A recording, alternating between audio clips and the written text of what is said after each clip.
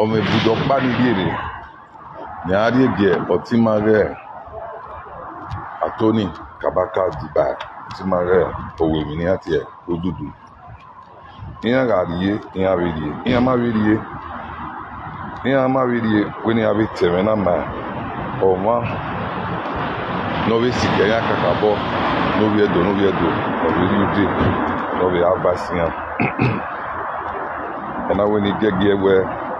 yẹn alẹ́ àsèfẹ́ náà yà bọ̀ ẹ̀ udẹ́ àzàgbà ọ̀nà udẹ́ kókó yẹn àrẹ yà bọ̀ ẹ̀ ọtí máa ẹgẹ́ àtìtì udẹ́ ọ̀rọ̀ àzàgbà ìmí ẹ̀wẹ́ ẹ̀wọ̀n ọ̀bùn wẹ́gùn akẹ́rọ̀ rẹ̀ àdé wẹ́ nẹ́gẹ́ yẹ ẹ̀ Nàìjíríà ọ̀wìn yẹn gà yọ ẹ̀dọ́ ọ̀gá bọ̀ ìpè ya nẹ́gẹ́lẹ̀ ìkẹ́ yà yọ wá ẹ̀gá bọ̀ ọ̀dẹ́gbẹ́ ẹ̀gìyàn ọ̀sàwọ̀bọ̀ àná tí máa títí náà ń dẹ́gbẹ́ ẹ̀níwọ̀n ọ̀sàwọ̀bọ̀ àná tí máa títí náà ń ọ̀dẹ́ ọ̀rẹ́gbẹ́ kò pìá kó wò náà ẹ̀wì yẹn rẹ̀ ọ̀fẹ́n ọ̀rẹ́ ìrìn ìyá fẹ́ wẹ́ni aláwọ̀ ní ayọ́bọ̀ ìyàwó ẹ̀ ẹ̀kọ́ wa ẹnìbùn wẹ́ yọ̀bọ̀ wẹ̀wẹ̀ kọ́ wa ẹnìbùn náà wẹ̀ parí náà wẹ̀ láwẹ̀ ẹnìbùn náà wẹ̀ dẹ̀bàáyé wẹ̀ àhìmíà ẹnìbùn wẹ̀ dẹ̀bàáyé wẹ̀ àhìmíà ní ọ̀wẹ́ àgùnayọ́ ọ̀yọ́ gbígbù yàpọ̀ má bẹ́ẹ̀ pẹ́ dínà ara tún ẹ̀rí rẹ̀ ama yóò ra ẹ̀ fún àrí ìyónú tọ́gì àmẹ́ ìrìnà sí ẹ̀ná wẹ́ agbó ẹ̀ ọtí máa rẹ̀ àtónìbà ọ̀wẹ̀mí rẹ̀ ó dúdú gbọ́n ọ̀rẹ́ nàkínà wá sí kẹ̀mẹ́ wá bẹ̀ ṣẹ́ du dídó lọ sí yàn bọ̀ ní àrí dàmí ẹ̀ òrò ní àpè náà wà láwùwò ọ̀tẹ́mẹ́rẹ́ àtónì ẹ̀kí àmọ́ bọ̀ gbùngbùn Mr. Anthony ó dàmí yọ̀ ìfídíò náà ọ̀rẹ́ dàn ọ̀rẹ́ sì náà ọ̀gá ọ̀rẹ́ dàn bànà bàbá ní àṣẹ ẹ̀gbọ́ ẹ̀ ọ̀rẹ́ sì náà àmì náà ọ̀ṣẹ́ ẹ̀gbọ́ ẹ̀ kíkì aka àbọ̀ yìí mi àwẹ̀ kàkà bọ̀ wẹ́ ọ̀tẹ́mẹ́rẹ́ àtìtì ọ̀wẹ́ abẹ́mikú nẹ̀ bọ̀n awẹ́ abẹ́mikú zẹ́wẹ́ ọ̀mà náà wẹ́ mọ̀ ẹ̀yìn rẹ̀ gíẹ́ wẹ́ dò tá àlàdé ọ̀gbọ̀n wẹ́ ìwé yìí àná ọ̀tẹ́mẹ́rẹ́ Anthony Kabaka tí àyìn àwẹ̀ ńlá àwòwò enu wa wu forgive ni wa forgive efo ore maybe wedo we maybe ado alem we ke odudu we no radio wa no do we di nifu oteme ni aka boy mi awe o nuta we atiti radio wa nuta magbon mi we o radio wa enu du we na Anthony or na diwa enu duwe e no bu egbon or na diwa o ke na gbon emi yen so that o gawe ya zere wa ku e maybe awuwe we no diwa odudu we no diwa no dawo odo we mi emi wa gbon na o ma rere ona we gi o ma we no do we mi ni o na we do se ni bo o na we do we mi keke ami ne ga ko ma au keke na we ko o ke maybe na naita we no audio wa Anthony Kabaka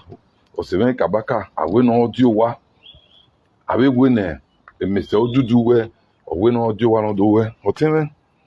e atamuwa we wa ginya bu yo bogogo wa ginya bu yo bogogo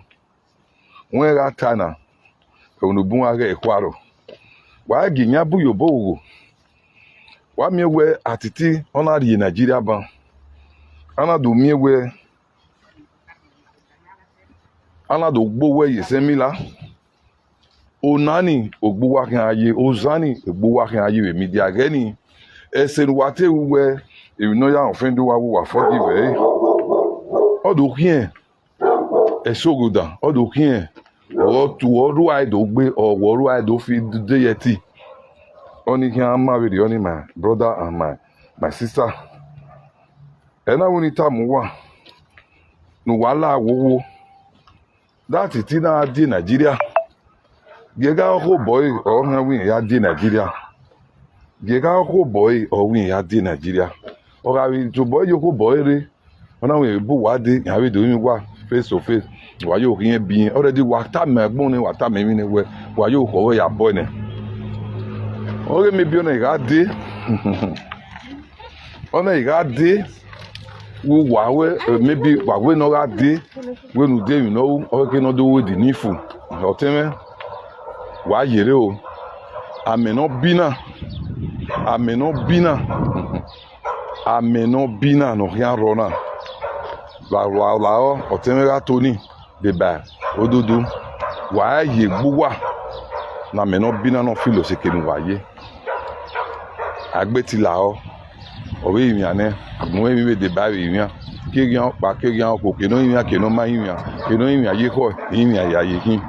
o wa forgive na owe maybe ba hu e atiti dori Nigeria emi no ma concern mu wa e o ni na la se ke na titi je wa na wo gi na tie no do we de nifu wa ni o han do wa mo san wa ni media ye o tin e kabaka we hen ni media ye gani no ma fi pa won fie no ma ti yan fie awe hen ba ti working e no ma isunu de adoya ajuwa wa e wu no ma keke ti mi ala se fe na itemeni ko ya ala se fe na tamuwa no wala wowo no wa tame atiti we enu de e mata no kan wa kan o na di Nigeria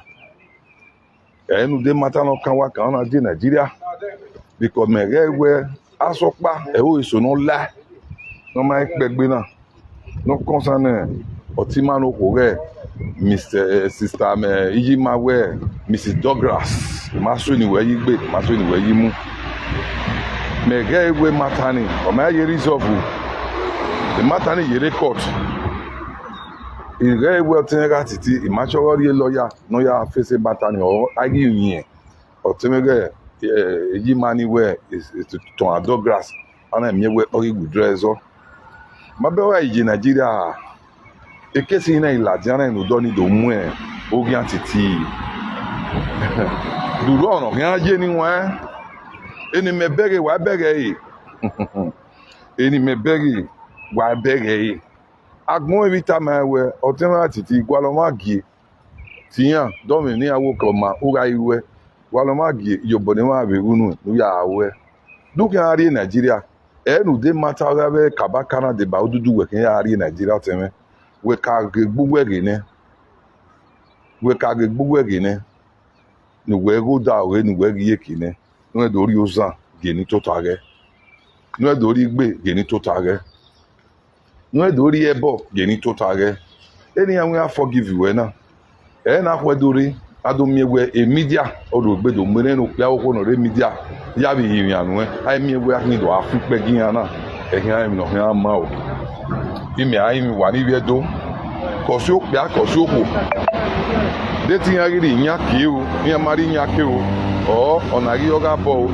eni nwa un yo mo ya fe de baro mo ya fe no ma no de bo katiti orion we agagwa titi gwa no ga ho no de no pia boy no de no boy no de no se boy no de ni gan boy give ya we maybe ni tie we ye no ye we oteme e Nigeria na ka we te fie ma e ma chogo e wo du bugi an we ude koko na bo mai e ma egbudi na udazagba ha bo mai e we de bi any boat insurance udazagba na e ire do bu e atitiye e ire do bu e otemege ikabaka de ba oduduwe ni wala agbogo wa bi egbe no kaka no denu du egugwa do ya pon wa ge egbe no kaka no du egugwa do ya pon ora do pon egugwa no ma fi pa karin efi no ma fi bi karin efi ozan onyaga no de odao ibega me no bina wa ge bina kun a o baga me no bina no kun a no liso wiwa eni won o ma na liso wiwa eno wa ri kere na ona adiowa eniwa wa mi we atenitegbe itena agbowe wa mi we emina ya fe no sununa ozano kwa oye de odao ebo no kwa oye de odao What a what we here or you will do without. If I not tower na magbe na magbo na magbo, I will me radio do tower, opuri, radio with tower kofo. Agika where if you know, I will not deba. Dogari get what you boy at the Wabi Gakbo maybe where. Oh, what here we no dey no do we no keke do I we no keke o megbe o mo se we no gi ade okay maybe o we ni do wa eyin na ide yan do we no keke wa we ni yan ade o what here we no dey wala wowo etenwe ni pia etenwe ni ku o tinwe etoni kabaka o se me etoni kabaka o wie wo me o wie do me etoni kabaka de ba odudu wa be make sure wa be gi pia hen wa we ki okun e wa ta be gba wa ta mo fo we wa la wowo atiti ona ade Nigeria o wa bi e ohun no ye o wa ti ewe no de Nigeria o ko boy o ya de do wa we ti e ban wa we wu wa ti e but e no ye na eni me bere o da o eni wa e ma ni bu bere yun na ni but o ige ekwaro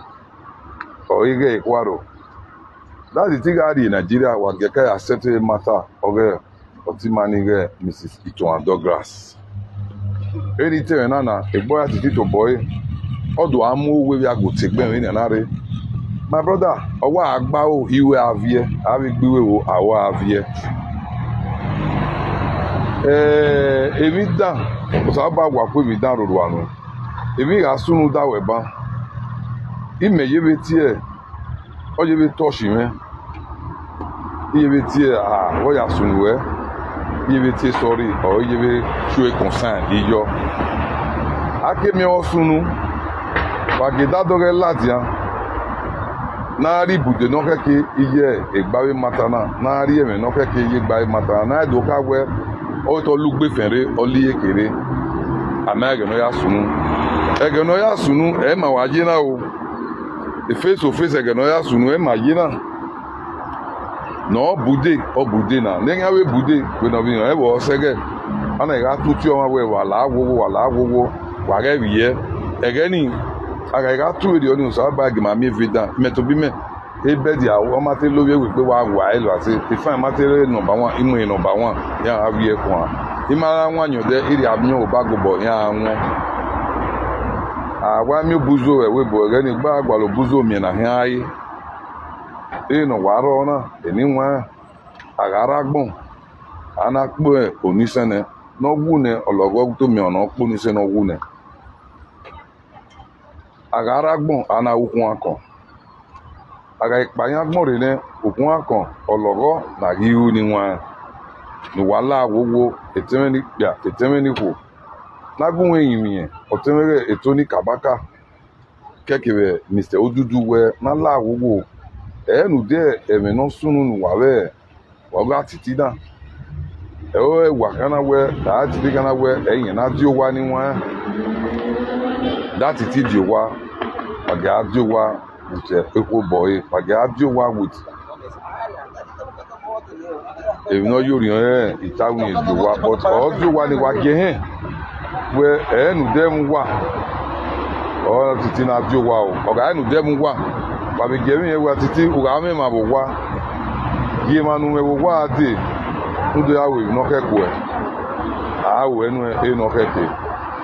but ugbo mo ma ge ma no ro wa de we nu de mata na we na de iyan wa ta ma titi wa mo bobo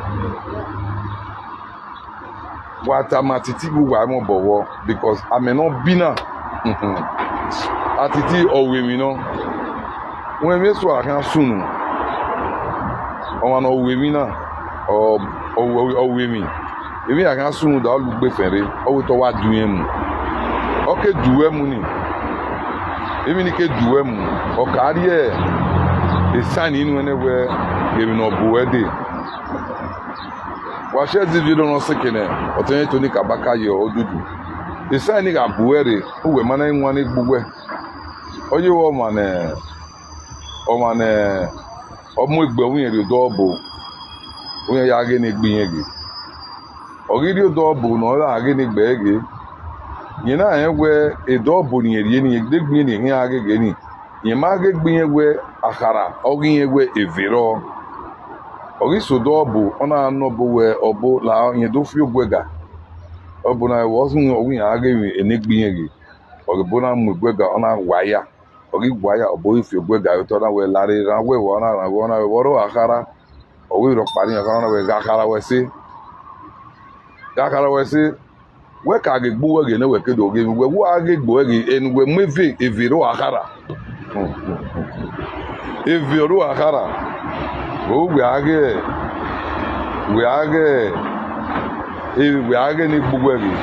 ede gbuwe we age we na ka we vi na no ru akara ma efie de ne gbuwe we hin ya ige o ka fi vi no ru akara na we kedo ge ni gbuwe wa de gbe na iwe no dogi ya we if no kwa we na rin akara ya ma wo bo abege so wala wo bi edume ni ro wa ni risi ogun eta mo temege atiti we eno pe agbegun na eno gbogbo na wa we no ri de wa we no ri do bia wa we no ri do ko wa we no ri do ge ibije no ri do ibira no ri de etin no ri do se no ri de e ma ya fe no run no be yo bo we ho wa yan na mo yo to na de ba ya yin ya o ma na do ri do yin ani ona do ye bi ko egbe de ona do ya we mi e ma ni de ba we yin ya de ba wa ni gbin na nu we oye to we yin akan won so we dan oye to we yin akan wa dan o wa kan na ari mi we gbo yi o pe akan yin ya no ko akan yin ya no e ba la de live video adogun la de e ma so ro o me ko no ya ko we ti ma no we dia ke ma we na we wa kuma gbo wa na gbo aguma gbo na gbo no e we we zo na you ro para gbon na but by the time we managi lu enwa brother wa jire we agbon te gu egun we nu we yo emi te gu egun nu we yo but ese no ladian o marere we nu gbe to bo we zo o ma mi go ya zese ni o be ri oru me to bo we na ri o na o we ari oru me yu nu 12 hour wo agbon we ri ni bi o e ni buta ma we wonu la no ya gbe kari awo wo no ya gbe kari awo family we yere we omo ma gi on na je na omo ma gi on media na yo ko bi ma we ma ya la media omo we me life for we no live but if you so ro no ado wu to no do ri ikwe gede gbe do yo moto no mo gana ta we eri yen na omo jawa no eri yen na is a bad papa so abagi momo ti my bad papa omo ayo boy si era meti ati ewe ma owe obi yen no we na owe my bad daughter or my bad son owu nu no we gbonu enu gbonu oye opuyo oko egbo ye but ni won mi ale won na iguwa gwon na la wowo na ye bi ti atiti o goki ako wa ni gu egun ni no tawe wa ma no gbe kari awo ye atiti ma e o no eri do wa e wonu bu bere we ameno bina re owegbe ameno bina wegbe normal ikabaka me no gele we odudu me no we agbon me agbeti yin ya ebi ere we me ekitun anu ene ya we pari nu ene uga ine ya we bi aido ya we oni gi on are oni gi osere so far mi na ya we mi no gba o me bi wewe awawe no oju wa lare o ebi ga sunu that it no concern me obi with that dozana ga ya ri giwa dikmo na ga ya ri giwa awe po na ri giwa we wa forgive atiti ona adi Nigeria no ido so wa do mi na kina owe gu fun ma ge okun no gbapon o debi pe ma no o ma ge no de asa akono okpan wa ya ri momo yin eniwa edogere ni zena wa ya gwan egbe wa yi continue wa get info wa get mo agugwa wa ni advisor titi otera titi osemega titi imare do gbodan yo kian wa hian ewo wan leru na mero yi imawo nu eyebo we but wa kan ri ebo we ugba okoto uwoto uke ari o en we ge to igogoro ayukpon gbo egbe a match e kian we na egbe ogo owe match oke ni ogo da nu ye kege nu ege no ka we sinu ipe diva no ka we gbera edo musan doge kabaka edo muna doge kabaka edo musan doge dudu edo muna doge dudu ina ya una meti lu enwan na wa mi we ikito ani amenu yabo ni amenu a love no can roll forever but we are the we do who can pa ado mi we even when nothing can happen we no paro ade my brother my sister no say government we my ro o we no do zo pia yo nya pia oga sunu ne we ado we otu no we ya ga mu ya meti mabira my brother the only thing why you na oteme la wowo ya zo bi yo the ticket we do Michael ya do ide o we ko ya do ne ye gian ya refund o we ni ari to ne no ma ese de no awe o mo gbe ari son tax ni we re if no ke you go no bu ya we no ke no ya wo we amere sop man we are strong go adi wana digo no gwe ma yiwe se yobo no ayiwe mie una be nwina bai o gba no wa be gbe wa be mie ona o be le e close door we di go gwe without e won pa be yen without e won pa be yen eni meji na ina we oyowa o mu egbe e na ba we ta my brother me egbon we ri oni ime wa me yobo mi abe obi we on ko de without we la dia media do time egbon we ri oni mekin without we la dia media we do time we yobo ri egi atiti ya wa ri egbe wa we sanete gbe me ibe ta mo pia ta mo ko but emi o pagi no nu e ka wa ma gbu egbon agbon o yo gugu ya po we ire dun iro wa ni risi ibude ni do ta me otenga titi de ba otenga Tony Kabaka de ba odudu o ina kina wala wowo du wata ma Tony du wata me atiti we no dio wa no do wave no keke wala wowo ereje ota okure ereje wita okofo wa wita matiti we wa magie we no dio wa o me ewe bona we ona tv nota o we gure una do we ami kineru na se me mie bona ti no mane na we seni o mani mana tore o yin dio wana o na ri oga bo ona wo nyaga no kan do no do sekinu wa yina wa we gbo wa yin wo the worry the time we agbon we wa mai ta we no do wa gie we no di do yoko boy re ona bo wa di wa mi ejiri nwa ona inye oge de na ni do tamu bia ni do tamu ko ni do tami we de ro wa ni risi o meti atiki na we bi mi ala dia do tana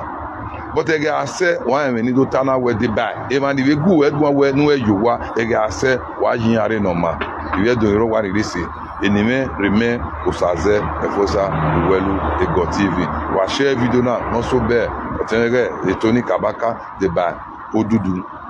ma share video na no so ke no ye no wa ri yen we ibude no ke wa ri ejo wa we de gatisi wa ta ma we enu duwa ona duwa because oga do ri owa na do mi we eme e sister Iton Douglas na do wake up almost wake up e no le ran liri you na mu television mu le ya ne ado mi we o wari o wa we nu dem ye fi pe ge o Tony Kabaka o yen godudu gwan yen do yen kan do